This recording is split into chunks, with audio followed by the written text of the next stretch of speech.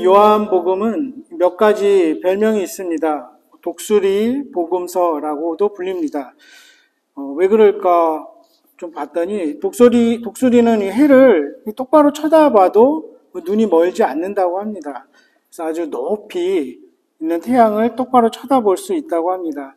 그래서 이 요한복음이 하나님의 영광을 예수 그리스도를 통해서 특별하게 직접적으로 계시된 것들이 많이 있는데 그것을 보게 한다는 거죠. 그리고 보통 그 족보도 높이 올라가서 태초에까지 거슬러 올라가죠. 그래서 그런 별명이 붙었다고 합니다. 두 번째는 영적인 복음서입니다. 성령이 다른 성경보다 더 많이 자주 언급됩니다. 그리고 특별히 성령을 보혜사라는 단어를 사용하고 있습니다. 돕는 사람이죠. 믿어지게 하고 알게 하고 또 힘과 지혜를 주시고 또 때론 사랑으로 책망하시기도 하고 그런 성령의 사역을 드러내고 있습니다. 셋째는 신앙의 복음서입니다. 이 요한복음은 신앙을 동적으로 잘 표현하고 있습니다. 진리를 아는 것이 바로 신앙이다. 예수님을 믿는 것이다. 이것을 가르쳐 줍니다. 바꿔 말하면 예수님을 잘 모르면 신앙생활을 제대로 할 수 없다는 말이죠. 그것을 우리에게 가르쳐 주고 있습니다. 마지막으로는 사랑의 복음서입니다. 이 공간복음은 이 원수까지 포함하는 이웃사랑을 강조하는데 이 요한복음은 이 공동체 내에서 서로 간의 사랑을 구체적으로 실천할 것을 우리에게 가르칩니다. 요한의 다른 서신 요한일서에서 3서에서도 나타나죠. 요한 자신이 사랑의 사도였기 때문이죠. 그 중에서 세 번째, 이 신앙의 복음서, 이것을 우리가 염두에 둔다면, 이 신앙이라는 것이 그 출발점이, 시작점이 예수를 아는 것이구나. 이렇게 우리가 인식할 수 있습니다. 곧 예수가 누구인가, 이것을 요한은 가르쳐 주고 있습니다. 1장에서도 그랬고, 2장에서도 계속 하나님의 아들이신 예수, 그리고 2장에서도 성전, 그 자체이신 예수, 그분을 계속 가르쳐 주고 있죠. 예수가 누군지 온전히 알지 못한다면 우리의 많은 행위들은 그저 종교적인 행위, 힘을 발휘하지 못하는 그저 단순한 종교적인 행위에 불과할 것이다. 이것을 또한 가르치고 있습니다. 내가 누구인가, 내가 어떤 일을 하는가 필요하겠죠. 그리고 우리에게 요구되는 믿음의 반응일 수 있습니다. 하지만 그것보다 더 중요한 것, 우선시 되어야 되는 것이 예수가 누구인가, 그가 도대체 어떤 말을 했고 우리를 위해서 무슨 일을 했는가, 그 말씀 앞에 설 때에 우리 자신도 온전히 알게 된다는 것을 요한복음은 가르쳐 줍니다. 장 칼뱅이 쓴 기독교 강요, 우리 함께 독서 모임 하시는 분도 계시는데 어떻게 처음 첫 장이 시작됩니까?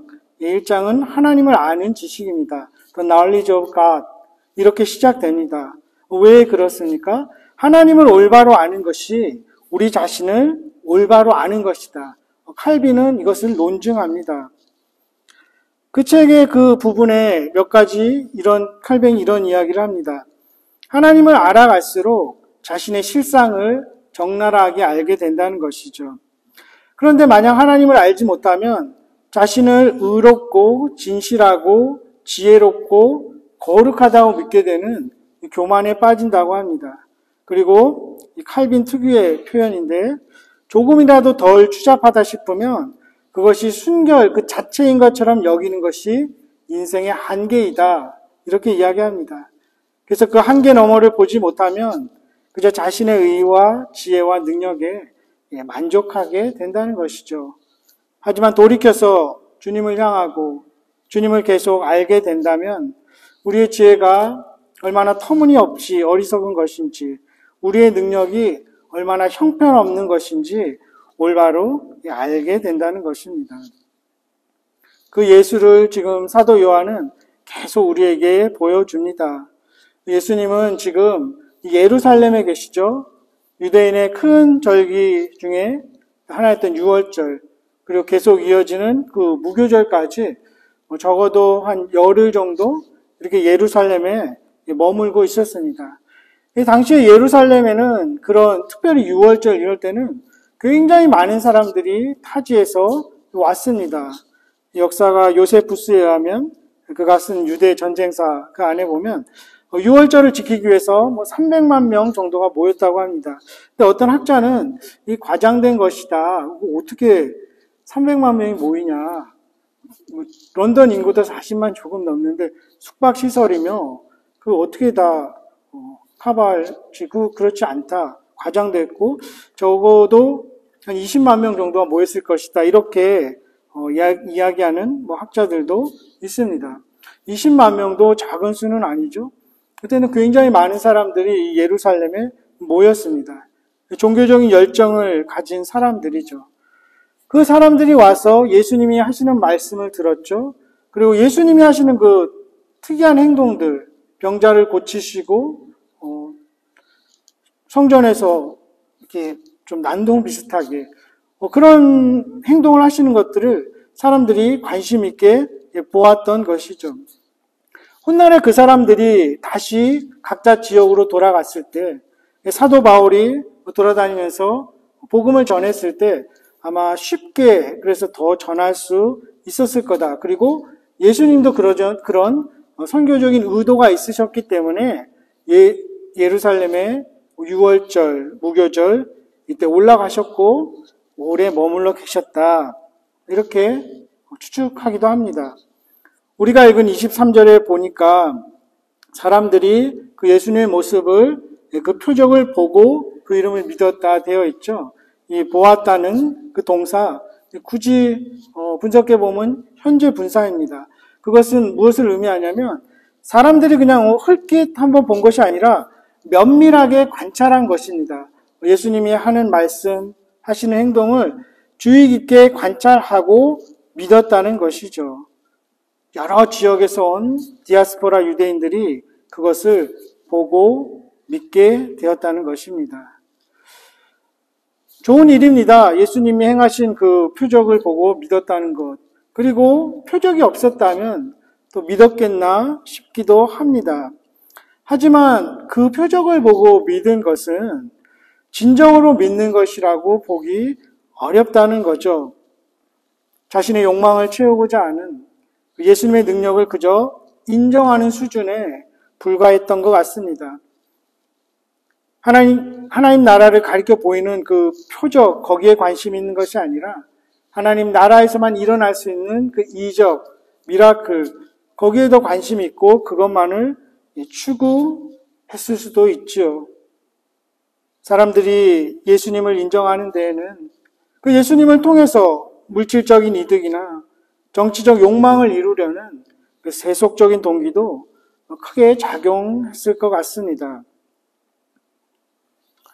이 사도 요한은 예수님이 행했던 그 모든 일들을 다 기록하진 않죠. 우리 21장에 가서 보면은 그 일들을, 그 말들을 다 기록한다면 어마어마한 그 양이 될 것이라고 과장법도 표현하지 않습니까? 꼭 필요한 것만 지금 싣고 있습니다. 예수님도 아무 때나 매일 그렇게 표적을 보이시고 이적을 보이신 건 아닙니다. 꼭 필요한 일만 하셨고 필요한 말씀만 하셨습니다. 그것을 통해서라도 믿을 사람들은 얼마든지 믿게 됩니다. 하지만 요한이 가리키고자 하는 것은 그것을 보고 믿는 믿음이 오래가지 않고 온전하지 않다는 것을 오늘 본문은 알려줍니다. 물론 그런 일들 필요합니다. 저희 가정도 4대째 기독교 집안인데 처음엔 그렇게 시작했습니다. 저희 할머님, 저희 아버님이 얼마 못 산다고 의사가 그러니까 그냥 3일 동안 기도해서 그렇게 나았습니다. 거기서부터 그냥 시작된 거죠. 아무런 신학적인 어떤 교리적인 아무것도 없었고 인식도 없었는데 하지만 그것으로 구원이 이르지는 않는다는 것입니다. 오늘 이 2장 끝나고 3장에 어떤 이야기가 나옵니까? 우리 굉장히 잘 아는 이 예수님과 니고데모의 이 대화가 나오죠. 니고데모가 예수님을 어떻게 평가합니까? 예수님이 누군지 압니다. 당신은 하나님께로서 오신 선생인 줄 우리가 압니다. 그런데 그 근거로 제시하는 것이 바로 이 표적이죠. 니고데모가 이야기하죠. 하나님이 함께 하시지 않으면 당신이 행하시는 이 표적을 아무라도 할 수 없습니다. 그 표적 보고 당신이 하나님께로부터 온 사람인 줄 안다는 것이죠. 그가 누군지 인식하고 동의는 하지만 참된 믿음에는 이르지 못한 것입니다. 그래서 예수님은 너는 선생이 그것도 모르냐? 하시면서 좀 뜬금없는 이야기를 하시죠. 사람이 거듭나지 아니하면 하나님 나라를 볼 수 없다. 이 본문에 대해서는 9월 첫째 주에 또 다시 나눌 텐데요. 니고데모가 반드시 들어야 할 그 소리, 그 말씀을 해주신 거죠. 니고데모 앞에서 다시 어떤 기적을 보이시고 표적을 보이신 것이 아니라 중요한 것이 거듭남인데 그것이 하나님의 말씀을 들음으로 통해서 이루어진다는 것을 지금 예수님이 보여주시고 계신 것이죠. 그리고 사도 요한은 그것을 우리에게 가르쳐 주시는 것입니다. 예수님이 표적을 보이실 때 그것은 하나님 나라를 가리키는 표적입니다. 그렇다면 사람들은 하나님 나라를 봐야 되고 하나님 나라를 생각해야 되는데 마치 이런 것 같죠?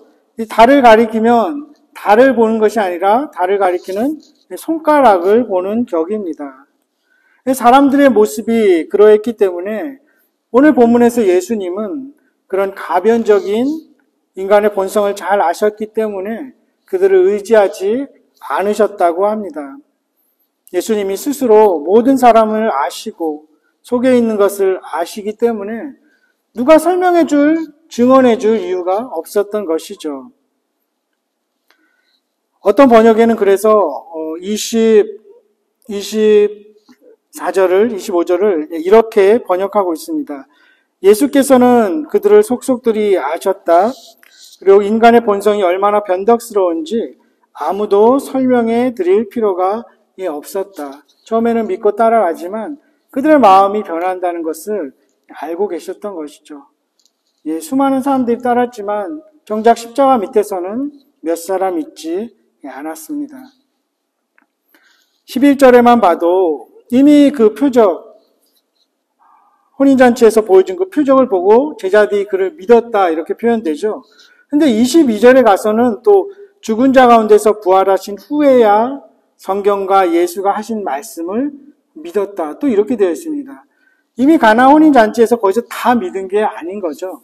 믿음이라는 것이 떨어지기도 하고 다시 올라가기도 하고 커지기도 하고 작아지기도 하고 이런 특징을 있다는 것을 우리가 알게 됩니다. 또한 믿음은 그래서 그냥 일시적으로 동의하는 것에 그치지 않고 지속적으로 수용하는 것임을 알게 됩니다. 점점 자라기도 합니다. 성장해 갑니다. 시작이 있으면 심화가 돼야 되고 확장이 돼야 되는 것. 그것이 예수님을 향한, 예수님을 따르는 믿음임을 요한복음을 통해서 우리는 알게 됩니다. 이 요한의 증언, 그리고 성경의 다른 구절들을 통해서 이 시간 세 가지를 함께 생각해 볼 수 있습니다. 첫 번째로는 주님은 우리가 어떤 존재인지 아신다는 거죠. 우리가 죄인이고 얼마나 연약한지 아십니다. 지혜가 없고 힘이 없다는 걸 아시죠. 사람들 눈에는 특별해 보일 수 있지만 사실은 주님이 주시지 않으면 아무런 능력도 없음을 주님이 아십니다.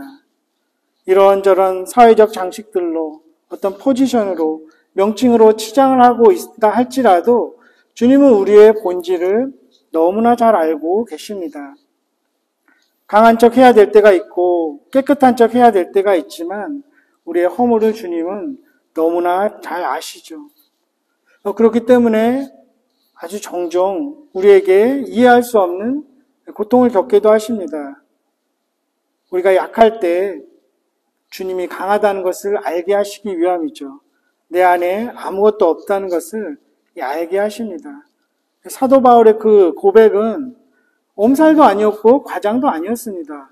정말 그는 죄인 중에 괴수였고 예수님이 아니면 내 안에서 아무런 능력도 나올 수 없는 것임을 그는 분명히 알았던 것이죠. 그래서 그렇게 고백을 했던 것이죠. 그가 한 일이 아니라 주님의 은혜로 모든 것을 할 수 있었다고 고백합니다. 또한 주님은 우리 각자의 수준, 자질, 성격, 성향을 너무나 잘 아십니다. 그래서 무엇이 필요한지 잘 아시고 가장 좋은 것이 무엇인지를 아시죠. 우리의 고난과 아픔도 너무나 잘 아십니다. 주님이 우리를 지으신 자이기 때문입니다. 주님이 나 자신보다 나를 더 잘 아시는 것이죠. 그것을 분명히 깨달았던 다윗이 노래한 시편이 139편입니다. 주보에도 제가 안쪽에 적어놨는데 시편 139편 2절에서 4절을 이 메시지 성경으로 읽어드리겠습니다. 나는 주님 앞에 활짝 펼쳐진 책이니 멀리서도 주께서는 내 생각을 다 아십니다. 주께서는 내가 떠날 때와 돌아올 때를 아시니 내가 주님의 시야를 벗어나지 않습니다. 내가 운을 떼기도 전에 주께서는 내가 하려는 말을 모두 아십니다. 하나님이 절대 주권을 가지시고 전지전능하시기 때문에 무엇이든 안다는 것이죠. 그리고 더 나아가서 그 일들이 하나님의 완전한 섭리 안에 예정되어 있다고 다윗이 고백합니다. 이런 구절들을 통해서 이제 예정론이라는 좀 이해하기 어려운 그런 교리들이 나오기도 합니다. 어쨌든 나에 대해서 완전한 지식을 가지신 분이 주님이십니다. 무엇이 필요한지, 지금 우리 삶 가운데 무엇이 없어져야 하는지 너무 잘 아시기 때문에 우리에게 때로는 상급도 주시고 때로는 고난도 주시는 것입니다. 우리를 너무나 사랑하시고 잘 아시기 때문입니다. 그래서 다윗이 6절에 고백합니다. 내 눈에 기이하다. 주님이 하시는 그 일이 너무나 특이하고 초월적이다. 우리의 이해를 벗어나서 높아서 내가 미치지 못합니다. 이렇게 고백합니다. 사도 바울도 고린도 교인들에게 이렇게 이야기합니다. 13장 12절에 지금은 우리가 거울로 영상을 보듯이 희미하게 보지만은 그때에는 얼굴과 얼굴을 마주하여 볼 것입니다. 지금은 내가 부분밖에 알지 못하지만은 그때에는 하나님께서 나를 아신 것과 같이 내가 온전히 알게 될 것입니다. 참 인상적인 표현이 있죠? 온전히 아는 것이 주님이 나를 아시는 것처럼 주님이 나를 아시는 그것이 온전히 안다는 것입니다. 이 말씀은 이제 나중에 우리가 주님 앞에 섰을 때에만 적용되는 말씀은 아니죠. 언제나 이 말씀을 읽으면서 우리는 깨닫게 됩니다. 주님 앞에, 즉 주님의 말씀 앞에 설 때에만 우리 자신의 본디 모습을 온전하게 볼 수 있다는 것입니다. 주님의 말씀 앞에 서지 못하면 내 자신의 존재를, 나의 정체성을, 내가 무엇이 필요하고 무엇을 해야 되고 무엇을 하지 말아야 되는 것을 모른다는 말씀입니다. 우리가 나 자신을 알기 위해서는 항상 주님 앞에, 주님의 말씀 앞에 서야 한다는 것이죠. 나 자신을 내가 가장 잘 알 것 같지만 그렇진 않죠. 어떤 면에서는 내가 모르는 모습, 인식하지 못하는 모습을 우리 가족들이 또 주위의 사람들이 일깨워 주기도 합니다. 그러나 우리를 가장 잘 아시는 분, 우리의 삶을 주관하시는 분은 주님이십니다. 그래서 어떤 의미에서 예수님을 믿는다는 것, 신뢰한다는 것은 나보다 나를 더 잘 아시는 분이 예수님이다. 주님의 말씀이다라는 것을 인정하는 것이지요. 여기에 우리의 소망이 있습니다. 우리는 우리 자신에 대해서 다 알 수 없고 다 알지 않아도 될 것입니다. 하지만 마침내 주님께서 다시 오시는 그날이 오면 나를 가장 잘 아시는 그분께서 약속하신 대로 우리를 영원한 생명으로, 영원한 나라로 인도하실 것입니다. 두 번째로 주님은 우리가 어떤 존재인지 아심에도 불구하고 우리를 귀하게 여기십니다. 우리의 불완전함에도 불구하고 우리가 무한히 소중한 존재로 받아주시는 것이죠. 왜 그렇습니까? 하나님이 예수 그리스도를 통해서 우리를 보시기 때문입니다. 언제나 주님은 우리를 사랑하시기에 주님께서 하신 그 행동 하나하나는 항상 그 근저에는 우리를 향한 사랑이 배어 있습니다. 성전에서 그렇게 뒤집어 엎으신 그런 행동도 하나님의 영광에 대한 열심일 뿐만 아니라 이제 온전하지 못하고 거짓된 그러한 종교 행위가 아니라 참된 예배가 어떤 것인지를 우리에게 보여주시고자 사랑으로 한 긍휼한 마음을 가지신 그러한 행동입니다. 그렇게 주님은 무정한 심판자의 눈으로 우리를 바라보지 않으십니다. 예수 그리스도를 통해서 연민의 눈으로 긍휼한 마음을 가지고 우리를 바라보십니다. 그분은 우리의 연약함을 아시기 때문입니다. 사람의 몸이 되셨기 때문입니다. 그래서 히브리서 2장 18절에는 그가 몸소 시험을 받아서 고난을 당하셨으므로 시험을 당하는 사람을 도우실 수 있다 합니다. 시험 당해보셨기 때문에 시험 당하는 것이 얼마나 힘들고 어려운지 그 사람들을 도우실 수 있다는 거죠. 5장 2절에는 자기도 연약함에 휩싸여 있으므로 무지에서 유혹에 빠진 사람들을 너그러이 대할 수 있다. 이렇게 번역된 성경도 있습니다. 유혹에 빠지는 것도 또 무지함에 처해 있는 것도 주님이 아시고 너그럽게 대해 주신다는 것입니다. 이 말씀이 우리에게는 하나 큰 위로가 됩니다. 우리 죄가 아무리 크다 해도 하나님이 용서하실 수 없을 만큼 큰 죄는 없습니다. 우리의 과거가 아무리 어둡고 크다고 해도 주님의 미래보다 더 어둡거나 클 수 없습니다. 우리는 있는 그대로 주님 앞에 설 때에 주님께서는 항상 인자한 눈으로 우리를 바라보실 것입니다. 그렇다면 우리에게 필요한 것이 무엇입니까? 약함의 인식입니다. 약함을 인정하는 것이죠.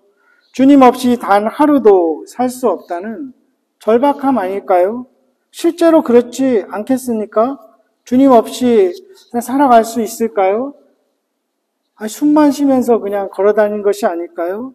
그렇게 겸손하고 상한 마음으로 날마다 주님 앞에 나아가는 것입니다.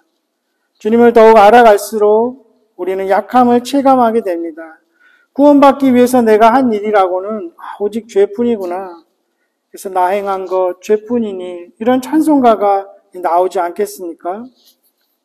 그러면서 우리는 다시 주님 앞에 나아가서 우리는 지금 절실한 어려움에 처해 있다는 것, 그리고 그 해결책이 오직 하나님의 손안에 있다는 것, 그 사실을 붙들고 주님 앞에 간절히 간구해야 할 것입니다.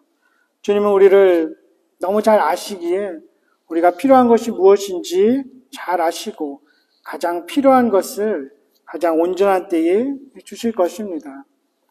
세 번째로 주님은 우리와 늘 함께 하십니다. 우리들이 어떤 존재인지 잘 아시지만 제자들도 그러했던 것처럼 우리가 언젠가 떠나갈 수도 있지만 다시 오게 하실 것입니다. 늘 함께 하십니다. 성령을 통해서 제자들과 늘 함께 하셨고 또 오늘 이 시대에 우리와도 어디에 있든지 함께 하십니다. 아까 잠시 나눴던 그 시편 139편 오늘 가서 꼭 읽어보십시오. 이거 한번 읽는데 천천히 읽어도 5분도 걸리지 않습니다. 꼭 읽는 사람에게 하나님의 크신 축복이 있기를 축원합니다. 이 139편 보면 이 10절에는 그 수올, 지옥 같은 곳에 가서 잠을 자도 어떤 번역본에 거기에 하나님이 함께 하신다는 거죠. 참 놀라운 표현입니다. 그리고 에드워드 제이 영이라는 신학자는 이렇게 번역하고 있습니다. 내가 어디로 가려고 생각할 때 이미 거기에 하나님은 가 계신다. 거기서 나를 오른손으로 붙들고 나를 인도하실 준비를 하고 계신다는 거죠. 11절에 내가 혹시 말하기를 흑암이 반드시 나를 덮고 나를 두른 빛은 밤이 되리라 할지라도 현실적으로 일어나기 힘든 일입니다.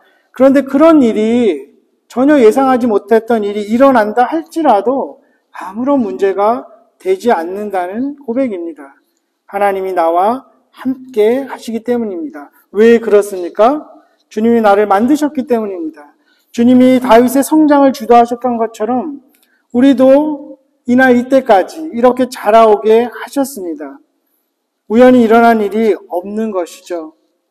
우리 눈에 기묘하고 기이하고 그러나 잘못된 것은 아무것도 없습니다. 경이롭지만 주님은 늘 언제나 우리와 함께 하셨고 우리의 삶을 책임져 주실 것입니다. 18절에 우리를 위한 주님의 은혜로운 생각이 얼마나 보배롭고 헤아릴 수 없는지 다윗이 노래합니다. 그리고 19절에서 24절까지 이런 하나님의 은혜에 사랑에 반응해서 나도 신실하게 악하지 않게 살아가겠습니다. 고백하죠. 그리고 그 안에서라면 큰 위로와 안전을 얻을 것입니다. 확신하고 있습니다.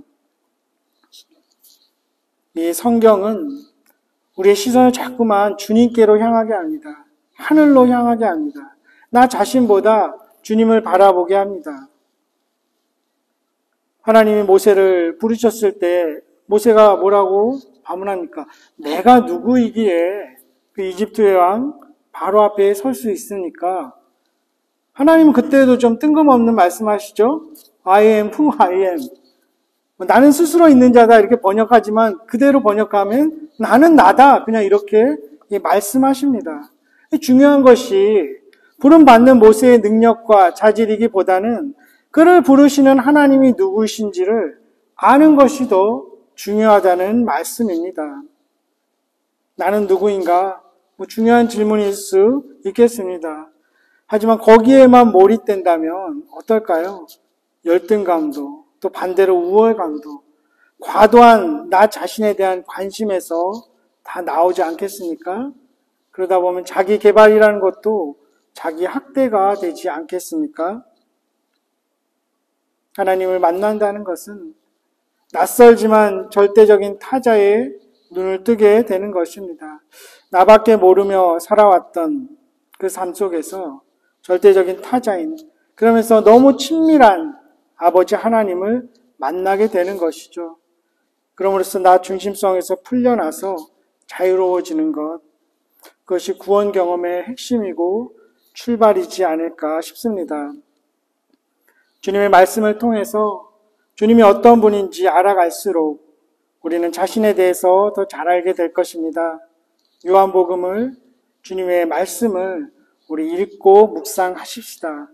나에게서 시선을 돌려서 주님이 행하신 일과 그분이 하신 말씀을 보고 귀를 기울이십시다. 우리를 너무나 잘 아시는 하나님의 놀라운 은혜와 한없는 복이 그분의 말씀을 통해서 주님을 더 풍성하게 알아가고 나 자신을 더 깊이 알아가는 성도님들의 삶에 넘쳐나기를 주님의 이름으로 간절히 축원합니다.